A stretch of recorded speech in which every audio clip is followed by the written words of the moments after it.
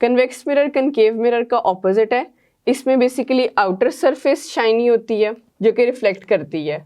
दूसरा, इसमें साइज हमेशा छोटा होता है।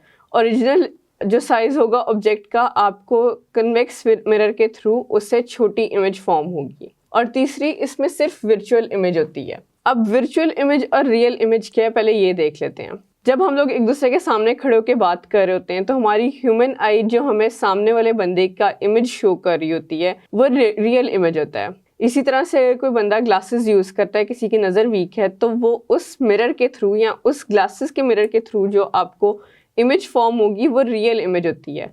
इसमें features as it is show होते हैं जिस तरह से ओरिजिनली किसी ऑब्जेक्ट के या किसी इंसान के हों। वर्चुअल इमेज क्या होती है? कैमरा से अगर आप पिक्चर ले रहे हो या आप सेल्फी ले रहे हो, आपके फीचर्स होते हैं वो वर्चुअल हो जाते हैं। अगर आप खड़े होकर शीशा देख रहे हो तो आपके इमेजेस वर्चुअल शो होंगे।